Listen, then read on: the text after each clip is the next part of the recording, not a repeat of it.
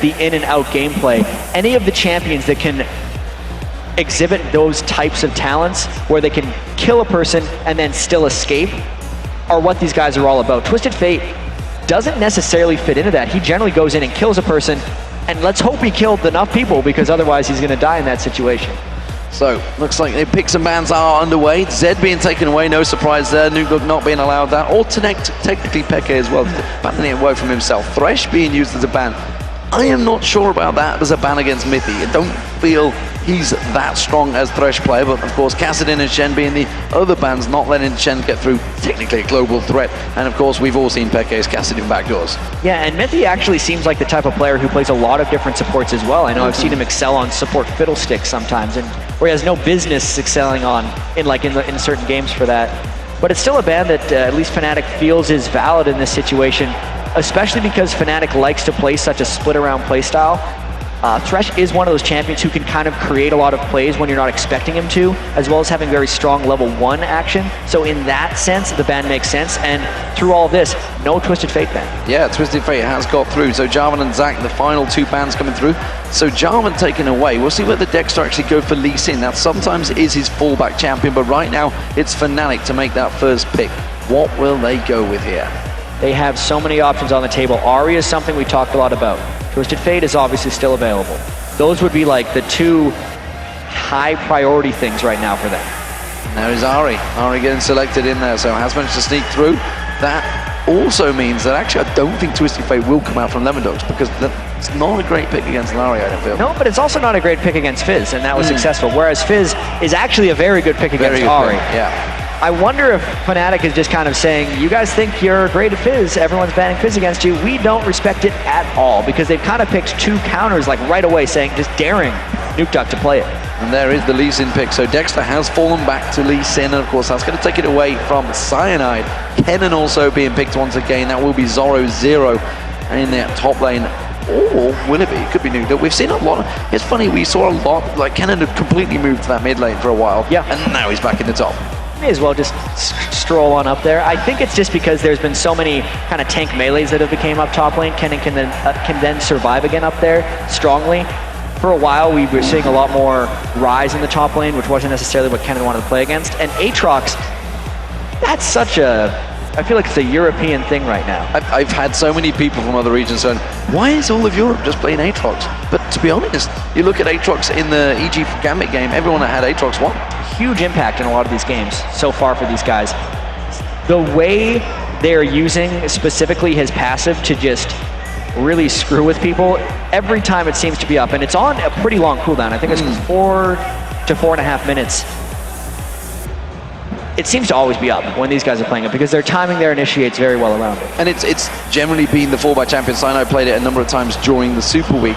Zyra also getting picked out by their Yellowstar. We could see Ashe to follow that Zyra-Ashe combo they used in the last match and has been used to great success all across the world. Twisted Fate was locked in, so Nukeduck thought, you know what, I am going to use Twisted Fate, you're not going to take it, we're going to make use of it. And Lulu being picked as a support by Mythic. I'm a little excited to see Nukeduck's take on Twisted Fate now, right after Soaz had such a good game on it. I almost feel like he's kind of throwing down the gauntlet by picking Twisted Fate at this point, since he knows it's a tough game for him against Ahri, and it's really just his turn to show off. It's interesting that they've used the AD carry as their last pick, which we're pretty sure will be Caitlyn. I think they knew that was going to happen, so I mean, they kind of showed their hand with Twisted Fate very earlier there. They could have left it as their last pick.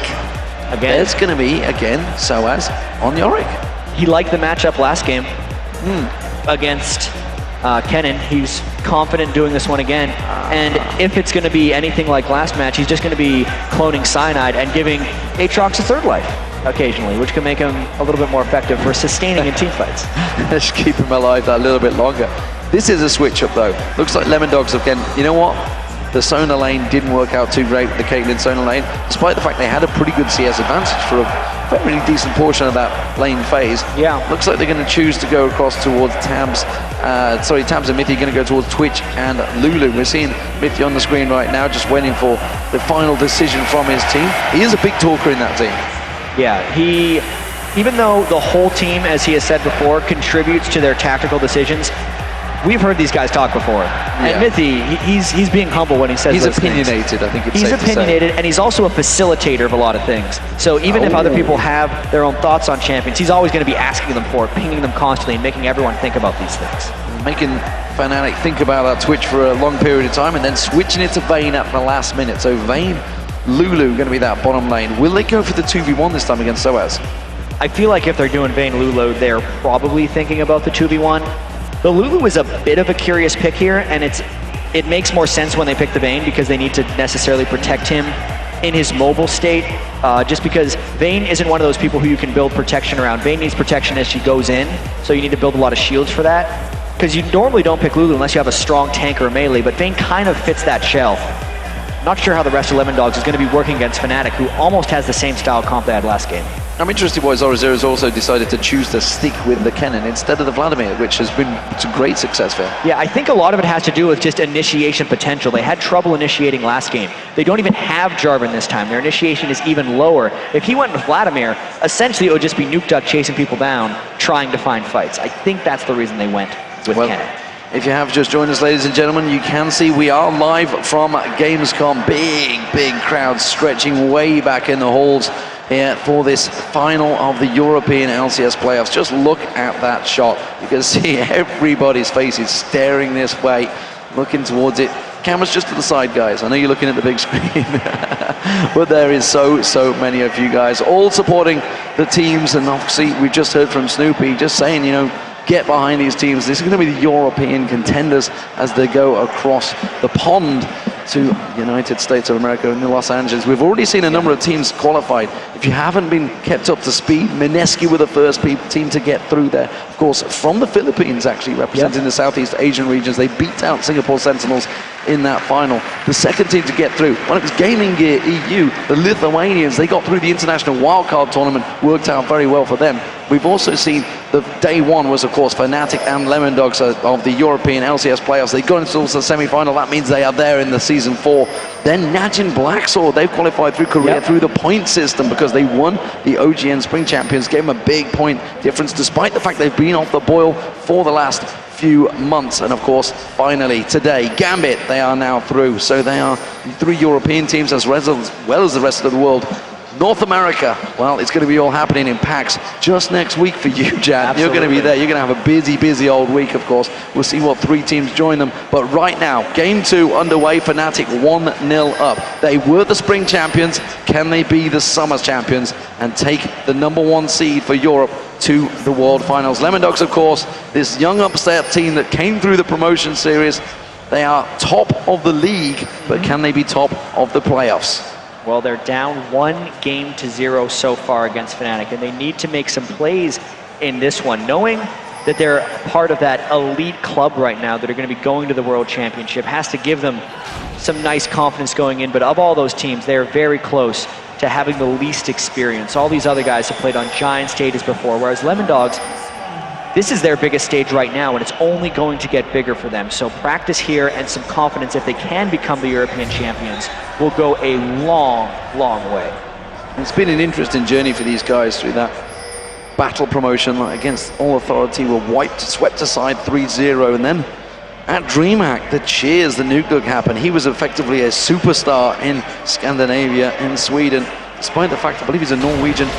He was definitely very popular over there, but we are seeing an invade from both teams. So Lemondogs going for the blue buff of Fnatic. Fnatic themselves going for the blue buff of Lemondogs. So even trade at the start here. No craziness, no defensive fights. Simply both pink wards, ironically. It's simply a mirror right there.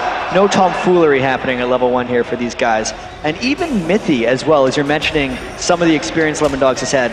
He was a huge fan favorite over in Tenerife when they had that tournament there. So each one of these guys has their own little bits of stardom, but nothing compared to what they're going to experience if they make some noise at the World Championships. So, as it is, despite the fact they've been voted out, 23 of the 28 matches they played, they didn't get voted in. So far, Fnatic were, what, 60 About 63% favourites in this one. They are 1-0 up, so maybe the fans are going to be correct for this time around. We'll see if that works out for them. Lemondogs, though, looking to go for an invade in the top lane. Dexter with these double buffs on Lee Sin going in. And it's a level 1 Soaz right now. We saw a backfired 3v1 dive in the Gambit game where Darian was able to hold off. And this could be a very aggressive dive. He has hit level 2, but if Tabs gets any type of stun into Dexter, it could work. But they have to go fast because Cyanide is closing in behind them. Yeah, the last minion is about to go down. We see the giant wave coming in. Cyanide will close the gap, though. Dark Path will be available. Condemn Soaz onto wall, but look at Cyanide. The moment he shows up, they all back away from this one, and they're putting good damage down on towards Dexter. Has to force the flash away. Cyanide's going to flash and follow. He may be able to get first blood here. Oh. No, the E doesn't land. They switch back towards Midi. Dark Path will be back available, but Cyanide's now taking low. Remember, he's passive. He's going to get popped. Tabs is going to be waiting around. He jumps out. Finish run. Dexter follows on through. Safeguards back to Dexter, and that is going to be Lemondogs with first blood. Well, there are those Lee Sin plays coming in from Dexter. He knew Cyanide was going to be jumping immediately, so he made sure to follow, and Zoro0's going down. He's going to get taken off. It's going to be Pushu that finishes this one off. Soaz taking more damage in that bottom lane, of course, in the top lane, Soaz. But action all across the board here. Yeah, and check out that Q spinning around to go around the corner and finish off Cyanide. That is cool looking, is all I have to say. And for how hard they worked and the plays they had to make to get that kill, to give it all away, really, and die in a 2v1 on the other side just evens the game, and it's got to be a little disappointing for Lemondogs. I think it not only evens the game, actually Fnatic put more pressure on towards the tower there. Nuke had also made a journey up the river as well, but we do see he's putting pressure on towards Peke at the moment, throwing out those cards and keeping him at bay. That's going to be such a volatile exchange, I feel, in that mid lane. Soaz taking those silver bolts, procking out the damage, and Pushu continues to push this bottom lane. Zoro0 returns back in there after his first death. Does manage to go back.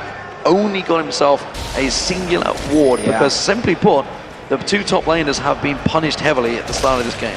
That lane for Zoro0 has started very poorly. Yes, Zyra Ashe is a difficult 2v2 to lane against, but Kennen, with his range, should be able to keep safe in those situations. And now that his back is actually covered with wards, no one can really help him. At this point, Pushu and Yellowstar get to punish them as much as they want.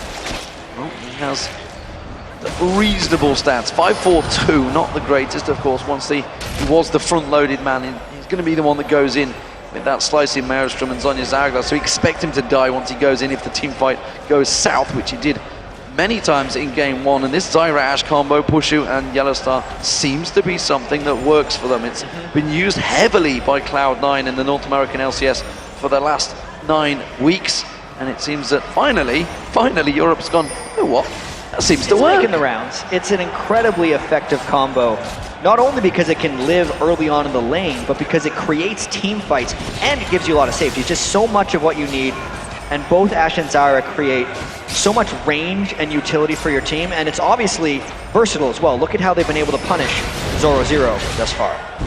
Cyanide himself is punishing. He's taking away the wraiths from Dexter, while Dexter comes down to support Zoro0 because he needs that help at the moment. Did miss out on that siege mini as well. Nuke's got to be careful because Cyanide's coming around the side there. We've seen how much that dark flight can just get in towards there. The charm gets sidestepped though. Walks back in towards the turret. Spirit Rush used out. Good stun. Nuke Peke's going to take 3 tower hits there. And Cyanide unable to help out and catch on.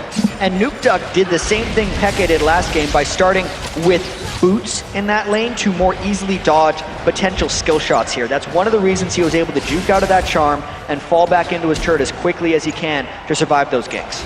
Zoro0, that tower is pretty low in that bottom lane, and Pushu is very close to hitting level 6. Condemn Soaz on towards the wall there. The bolt's proccing off there. The damage forcing Soaz back away from this one. Tabs yet to hit level 6, so hasn't got another ultimate to put the damage down. So both top laners in that perilous position right now of getting in towards 6. We do see Dexter though down that bottom lane, comes out to help Zoro0. So we're seeing the first back from Pushu and Yellowstar. And these are extended 2v1 lanes, which actually really hurt the top laners, or side laners as I like to call them, in most of these games. they spend so much time against two people, they get incredibly far behind on gold, as opposed to before some of the turret changes. If a turret went down to 3 or 4 minutes, top laner just starts farming up right after that, and it's kind of like no harm done for him, just a little bit of harm done for his team. This is much harder on 0-0 and Soaz, since they've been in these lanes for so long. It's going to be on them to have to spend the time and recover. Tabs and Mithy stuck around in that top lane a lot longer to try and get that tower down while Soaz was away. So that should be the first tower of the game falling down here. Nukeduck, meanwhile, back in that mid lane, gets himself a second Doran's Blade. But look at that, because they stayed in that top lane for so long, Fnatic, they've been back to buy, they've realized they've got a big advantage, they're taking Dragon for free. Yeah, and after this, Fnatic may be able to take the turret, because Yellow Star and Pushu have done such a good job in that bottom lane, kind of holding their own and dealing with Dexter, who's kind of set up shop in that bottom lane as well, just to support. So, Dragon taken by 3 members of Fnatic. As you see the mid lane, Peke wasn't required to go and help that one. Gone for the, looks like Athene's an early grail to start with. Well, he's got, at least got the chalice to start it off, of course. Last game around, he went full on aggression. Interesting to see Nukeduck not going that route, not going for that needlessly large rod early on, getting the double Dorans and the Amp Tome. It's a little interesting. He can still just build that into a Sheen and go kind of the same build that Peke did in the last game. He just didn't have the gold breakpoint that Peke did previously to go for that item. And Peke, you know, he's got a lot of jumps up right now. So this gank by 0-0 would have to basically come in after Peke goes aggressive. Yeah, I think he was actually trying to bait 0-0 to come in there, using the charm on the Siegeman. He's like, I haven't got my charm anymore.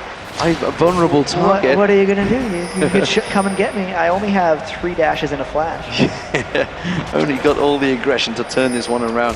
Peke, by the way, we didn't mention that has got teleport, so he's going to be trying to keep track of Nukeduck, or go for the back door, of course. Put the pressure down this bottom lane is where their action is. Tabs is going to get locked up. The plant's catching on. The barrier being used up. The good Stranglethorns comes out, tries to turn this one around. He's going to get away. No, he's not. Yellowstar flashes in. Page through with his life, but a support and maybe another kill. The passive comes out. Yellowstar taps him down, but trading that back in there. Pushu got took out as well. It was a double kill, both bottom lanes. Dexter having to use the kick to keep Cyanide away and flashes off.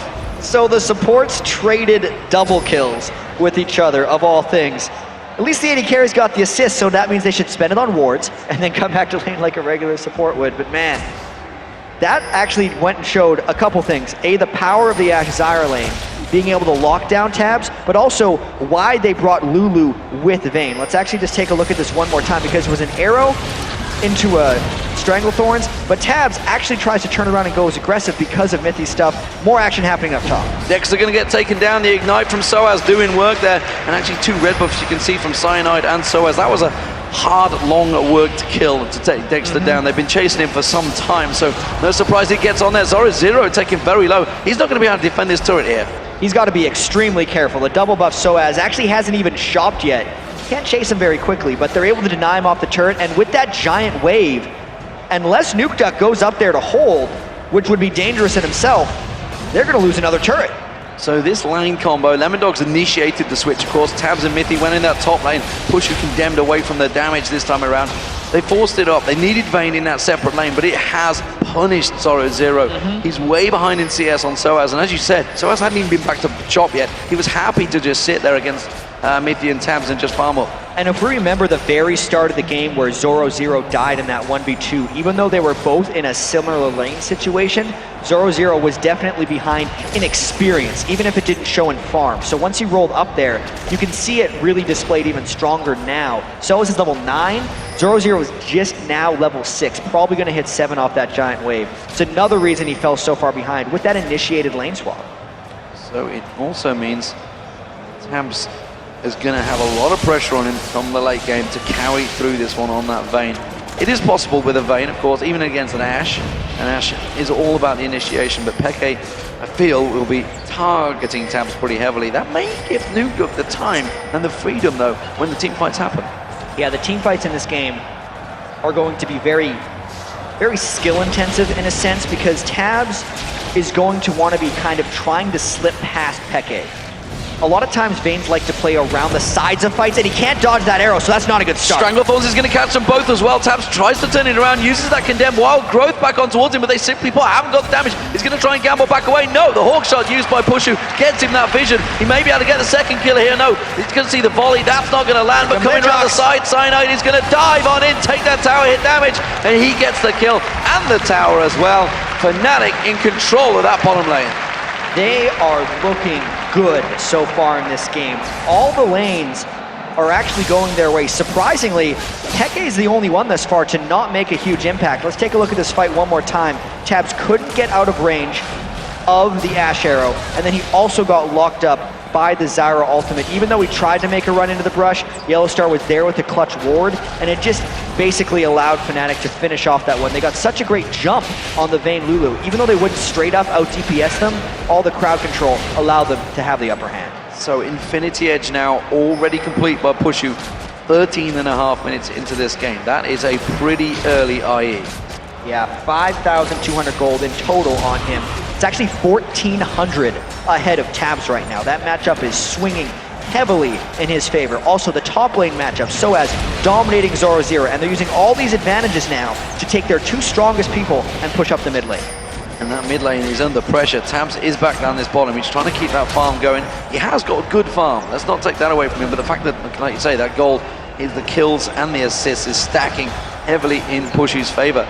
Yellowstar, he's been the man creating those plays, so creating everything. And of course, we've got to look at towards these two, because Yellowstar used to be the AD carry. That's going to be the mid lane turret for Fnatic. That's the third outer turret of the game. So everything down in the outer lanes, and that is going to be start pushing. Fnatic going to be looking to take control. Dragon, of course, will be spawning, which they did take. They will know the exact time on that one. And this is exactly how Fnatic wants to play. You just saw there were 4 of them in the mid lane, whereas Peke was getting an edge on farm.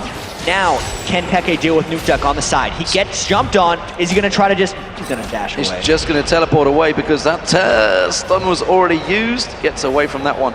So, Mithy got caught out. No doubt about that one.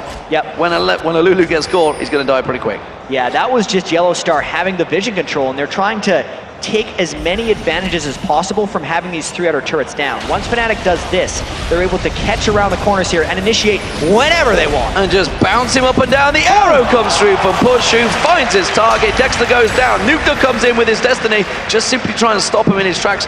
Cyanide is actually pretty low. They could turn this one back on towards him. He has got that blood well available. It's going to get used. That's the passive going down. Slicing out from Zoro Zero, just simply used defensively. They did take down the passive of Cyanide, but they lost yet another. Yeah, the 4 of Fnatic right now are destroying the other 4 of Lemondogs, because Nuke Duck and Peke haven't really been involved. 0-0-0 across both of those guys, but the rest of Fnatic is just crushing, being able to take down this Dragon as well. 5,000 gold advantage stretches to 6 as the Dragon goes down. Big lead by Fnatic here in game 2. They're 1-0 up already, and they are looking so strong. They said they were going to play aggressive, and they were not lying. They have 8 kills to 3 right now. 3-1 in turrets, and they are starting to split push early. They are starting to keep that pressure on. The Fiends and Holy Grail has been completed by Peke. He's already shown his hand. He's continuing to keep that pressure going. Question is, how will it work between Peke and Nuke? How will these power switches go? Because the Lich Bane has been completed by Nuke. Yeah, Nuke Duck is going to need a little bit more before he can really take on Peke. But Peke's in full farm mode right now, and we can see that because of all the magic resist he's built and the fact that he went for Mercury Tread. So he's actually sitting at 95 MR right now. He's not actually turning himself into Assassinari until quite some time from now based on that start. Mana regeneration and cooldown reduction from his Unholy Grail and a little bit of tenacity from those Mercury Treads is just making him split push. Talked a bit earlier about, or haven't talked earlier about the way Peke farms. He almost always has the highest farm in the game, not necessarily because he dominates his opponents in lane, but because the team uses him as that side lane shover the whole game. He's pushing up the side lane right now. He's going back to base. He pinged another wave. Guess where he's going next with those home guard boots? It's his job right now to just keep the lane shoved while the rest of Fnatic's crew plays the rest of the game. It's actually putting Lemondogs in a very difficult situation because they can't keep pace with his home guard boots coming out and pushing all the other lanes, whereas the other Lemondogs are free to go wherever they, or Fnatic are free to go wherever they want. Yeah, they're actually doing like a 2-2-1 split push, as it were. They can see that in that mid lane was Pushu and Cyanide. Just keeping every single lane pressured. So as he's not going back, he's sitting in that tri-bush. He's ready and waiting to go straight back on towards Zoro's Zero. Yellow Star also laying in wait. So they're actually trying to set a trap in that bottom lane right now. Yeah, they're hoping that Zoro Zero gets a little antsy thanks to all their lanes being permanently shoved back. But they're not doing that right now. They actually recognize that they are extremely far down in this game and they need a little bit more time. Nukeduck probably needs either a Zhonya's, a Deathfire Grasp, or a Rabadon's Death Cap before he can make any type of significant impact. Especially because Soaz is already kind of tanked up. Spirit Visage, this early in the game, means he can basically just run at people. He didn't even go for the Manamune early on in this game. He's just going full tank for the most part. Even Cyanide is actually going fairly tanky. It's really just Fnatic's giant lead is turning themselves actually into somewhat defensive items, which is going to make them slightly immovable, and it more shows that Fnatic is looking for objectives right now and the inability for Lemondogs to push them off. Inability. Zoro Zero has actually regained a little bit of farm. You can see how far behind he was on Soaz, but as you mentioned, Soaz is just that giant tank. And now the arrow gets fired off, catches on towards Zoro Zero, hasn't got that Zhonya's Hourglass yet, so he's just going to get melted down. Stranglethorn's used perfectly. That's going to be Pushu. He went in, he's actually being kicked into He's okay with that. Yeah, he's not mine. He's going to try and get in there. They want to get the damage on towards Mithy. Peke comes in, should finish him off. One more hit does it, but now the Peke is going to get taken down. The Silver Bolts comes in. Tabs gets himself a kill. Pushu tries to turn this one around. A number of French armies come in there. The barrier gets used out. Pushu is safe. No. He lives just about. He is so close right now to going down, and that was just a very aggressive move by Fnatic. It's that danger turret right there that they were able to dive. Once they got the arrow through, there's so much space between the other two turrets that allows this dive to happen. Cyanide obviously combos amazingly with the Ashe arrow at first, which gets rid of most of Lemondog's counter dive. And then Dexter actually kicks Ashe into the safest place Pushu could be right now, as he's able to take down Lulu. And then we saw, as Nukeduck gets involved near the end, at the very tail end of that fight, Peke isn't doing much damage. It took him all 3 dashes just to take out Lulu, but it was still enough. The irony was, that was a 5-2-5, 5-1-5 Yellow Star that just got taken down. There was a 500 gold shutdown bonus there for Nukeduck. That could be a problem. Could be a problem. Oh, the arrow lands. Zoro Zero. The charm is going to be the easiest one that Peke's ever thrown out, and it's Pushu that gets fed the kill. Now Mithy's in trouble. Spirit Rush still available. It's going to have another charge on towards Mithy. There goes the charm. It's another one given across. This time Peke will take it.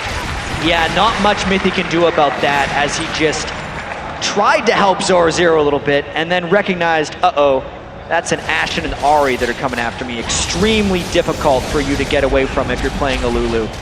And yeah, that's a lot of kills that Yellow Star has been able to pick up so far this game. Now that we have some time to speak about it, he hopefully is going there now for a Mikhail's Crucible, which is one of the most common items we've seen lately. That'll potentially save Ashe, or most likely Ashe, if Nukeduck decides to try and assassinate or at least get on him later in the game. As soon as that stun card lands, he'd be able to clear the stun off of Pushu for him to allow him to just fight back and kill Nukeduck. We talked about the advantage that Pushu had gained over Tabs. He's now got a full item ahead. Sonic Shift completed, and that was before the fight, so I feel like he's going to have quite a bit of gold stacking up right now. Peke's continuing that split push out there. Look at that gold difference. Holy moly.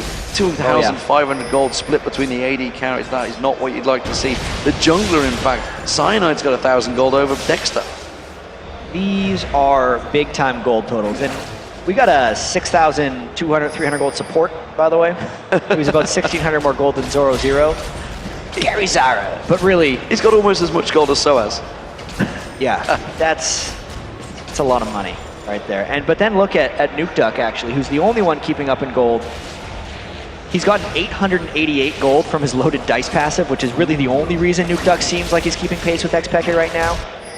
Lemondogs needs a lot of help in this game because Fnatic is beating them much worse than they did in game 1, where Fnatic had a fair bit of control. Remember, this is for a seeding in the World Championships. Those group stages, it's going to be a double round robin. It is going to be a torrid time for these teams. And remember, Europe, they don't get that bye. They don't get that push through just because, ironically, of the performance they had at the Wildstars, which None of these players unfortunately took part in it. Was Gambit Soaz was in there. Yes, Soaz did actually. And of course, well, he's the 1v1 champion of the world for how much that tournament actually meant to him. But Peke, he steals away that blue buff. The Dragon was also picked up by Fnatic. That's the third one of the game for them. And it also stretches that gold lead to just around about 8,000 right now. They are continuing their split push, but look at the bottom, top. There's a chance that we're going to see some action here. Again, Peke is going off to deal with tabs, but Fnatic has been willing to dive before. That was when they had Peke with them, so there's a chance that Peke is going to push off Vayne and then maybe try and teleport in about 20 seconds or so. We have to see if that sets up. He clears out the wave. Tabs has ran a mile. They're not going to close the gap down. Tabs is sticking around. Sticking around because I reckon he thought Peke was probably going to do exactly what you just said. And instead, he waits around. He's not going to back off because he feels, obviously, the calls come out from the team, the Lemondogs. We can hold this wave. You can see the wildcards. They're doing good wave clear. 0-0 with those shurikens and trying to catch out. Dexter, they got him! in. They've got it in. They're just going to melt him down. Hasn't got that Zhonya's outcast, so he just gets dropped there. Slicing Maelstrom. Cyanide does get knocked in towards the turret, but it's only going to pop his passive. I don't believe it's going to be enough to finish it off. The teleport comes in. Peke joins the party, and now it is going to be Lemondogs that get melted. Dexter with nothing. Tabs comes in. He's desperately trying to keep them away. Peke smells a juicy target, doesn't manage to land the charm. Still a 3-for-1 for Fnatic, and they land one thing. It's all they need for everyone else to just pile on. They got the grasping roots on a Nuke Duck to the arrow, and that just initiated the dive. And can they ever dive well? Amazing, amazing stuff. So it was a 3-for-1 after all. It was Yellowstar that did get taken down. Peke taking a scratch in his head. Let's look at this again. Yeah, of course, root to arrow to knock up, and it ended up getting Dexter as well because he ended up trying to shield in to help. It meant the Lulu wall didn't necessarily have a priority, and then look at Peke just flying in there. Just dash as soon as his teleport goes off, gets a quick double kill. He's got his DFG now, by the way, so his damage is starting to ramp up, and his farm is there as well. And Nuke Duck, meanwhile, he's desperately trying to get that second item in there. Rabadon's death cap, it seems, rather than the Zhonya's Hourglass, which would have saved his life, and all of the heartache for the Lemondog fans there, as the Fnatic seem to be pushing on through. Big gold differences right now. It is 9,500 gold, 5-1 into it, 16-6. And now in the top lane, Nuke Duck is going to get away with that destiny.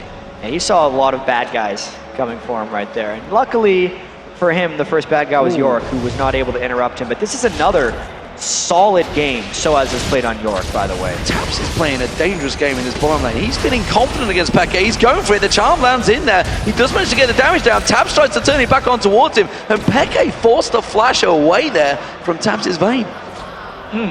It's because Peke's went with such an MR-heavy build, Tabs can actually attack him fairly strongly. But that also leaves them open. Again, this four-man squad of Fnatic has done so well all game.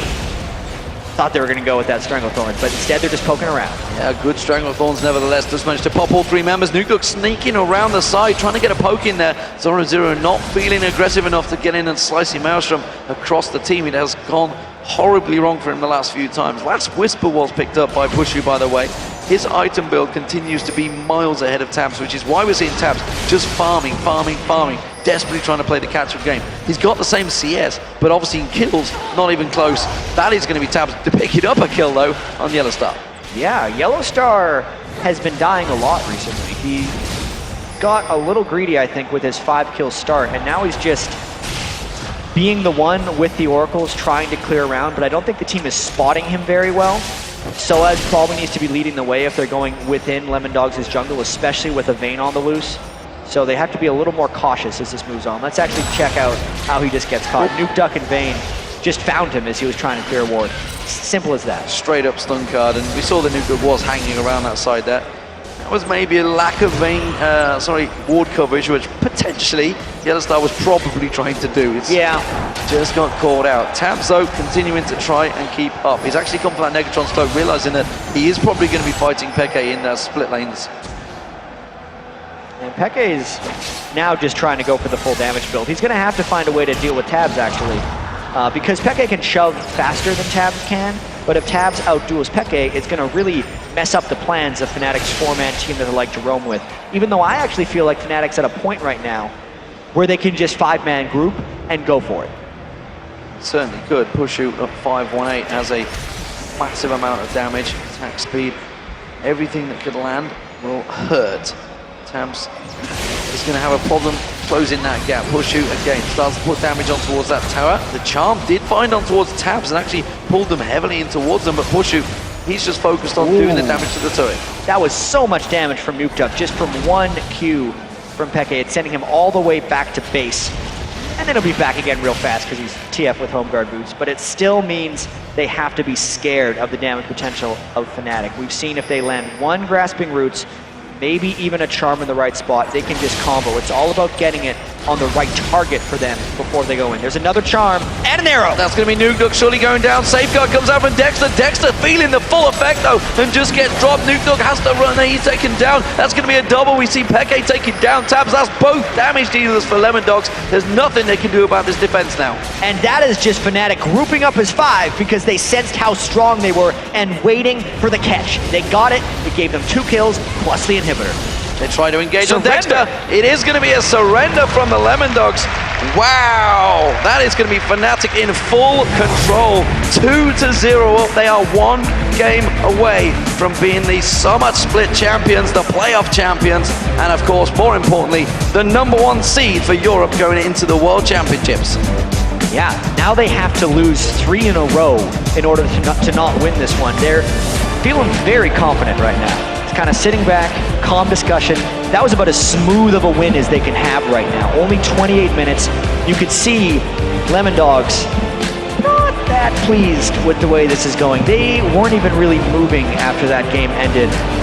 And I guess that's what you do when you surrender. You're in discussion mode already because you've decided the game is over.